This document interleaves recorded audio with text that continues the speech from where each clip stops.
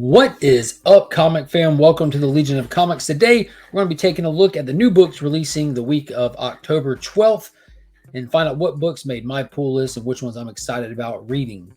This is the Legion list.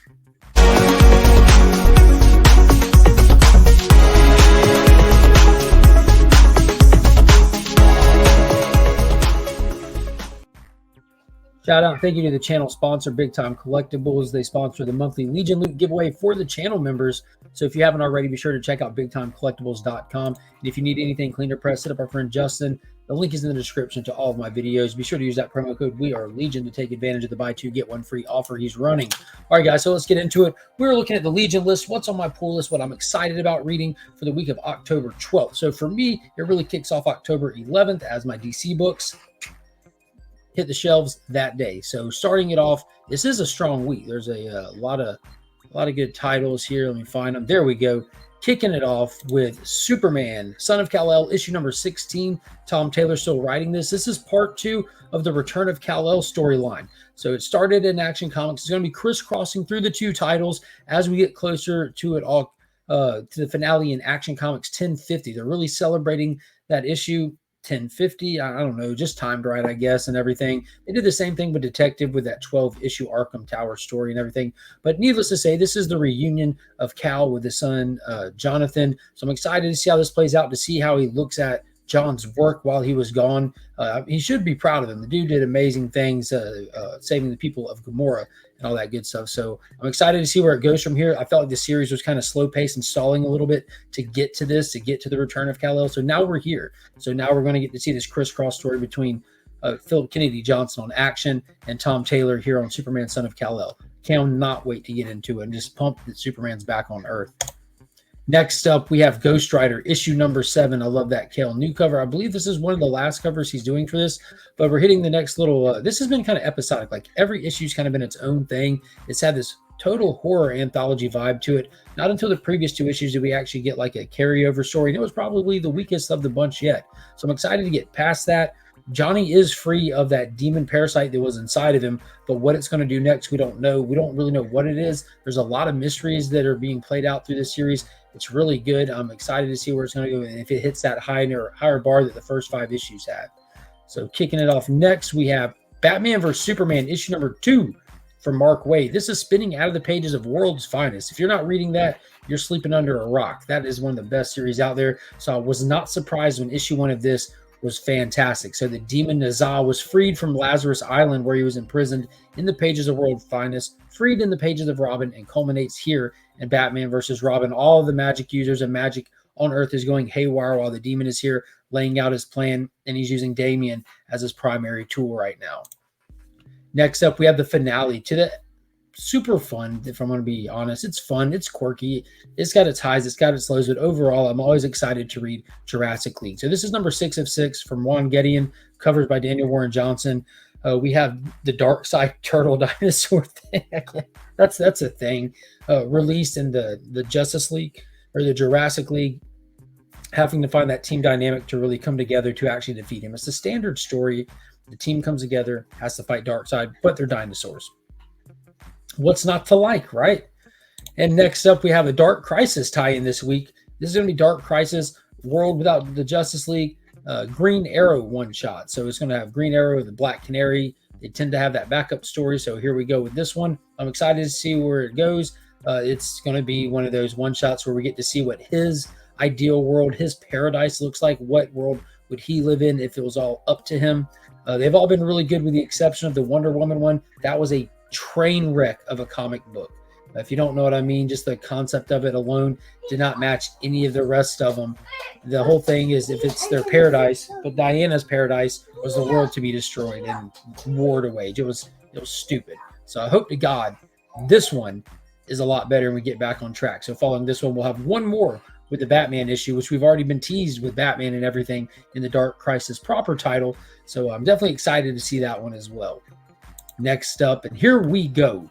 Everybody buckle up, because it's Do a Powerbomb, issue number 5, and if you've been reading it, you already know it's about to get hardcore.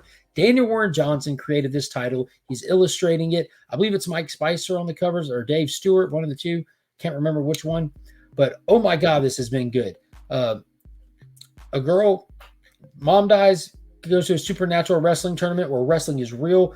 Wrestlers from all over the universe are get brought in here for this necromancer who puts it on. Whoever wins gets to be granted one wish. So she's there to bring her mom back. She brings not only her partner, but the partner she chose is the man who accidentally was the one that killed her mother in the ring in that first issue. That's all I'm going to say about this.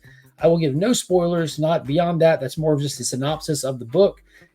Go read it. This right here is going to be one of the reads of the year. I promise, hands down, no question. So go check it out.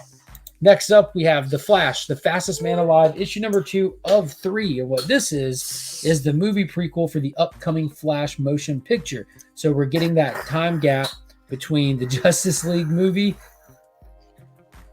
and the upcoming Flash movie. It's giving context to that time gap, the development, the evolution of Barry from just pushing parademons in a sewer to actually trying to work actively and save Central City from villains. So that first one we saw him get that upgraded suit and start to learn how to throw his fists without breaking them. And in this one, we're going to be seeing him exploring his actual job in the crime lab, which we saw at the end of the Snyder Cut that he got that job. So they're expanding the character so that we're more familiar with him and where he is when we get to that movie. The Black Adam Justice Society files were phenomenal. They really set the tone and really got me hyped. And this one, though the interior arts are kind of crap, the story still delivers exactly what you would want from that. So he fought Girder in that last one. He's fighting Tar Pit in this one. Let's go. Next up from Tom King in Image Comics, you have Love Everlasting issue number 3. This was a, what's that thing called? Substack first series. So this is his original series. It's an homage. It's a love letter to those old romance comics. And it's a romance comic through and through, but with a twist to it, like a Westworld crazy vibe to it that we don't know what's happening. We just know our primary character is waking up with no recollection of anything, but just we're meeting up with her where she is in love with somebody. We're watching it plays out, and then by the end of it, something's happened. Someone's died. She's waking it up, doing it all over again in a different time, a different place, and with a different romantic interest. It's nuts.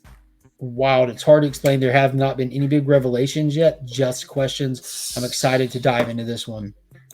Next up, we have the Punisher War Journal one-shot. The last one was called Blitz. This one's called Brother. I believe there's going to be 3 of these total, filling in some of the time gap from when we saw Punisher last and when this series took off. Now that he's working with the Hand, and we know why he is now, but if you're not reading that series proper, I don't want to spoil it, but this has been filling that time gap and giving some context to it and seeing some of the missions that they went on that really formed that bond between them and him in that leadership position.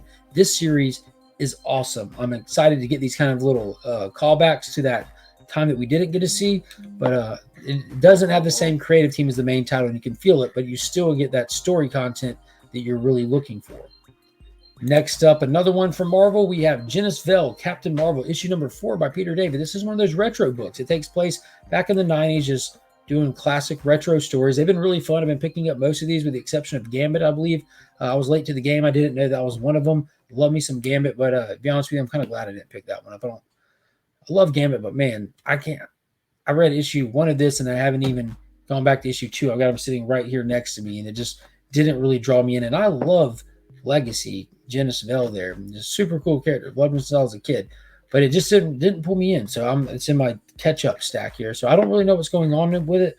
I'm hoping by the time this drops, I'll be able to just binge read them and just knock the whole thing out one afternoon. But next up is one that I'm really, really excited for, anticipating it highly. Starhenge Book 1, issue number 4 by Liam Sharp.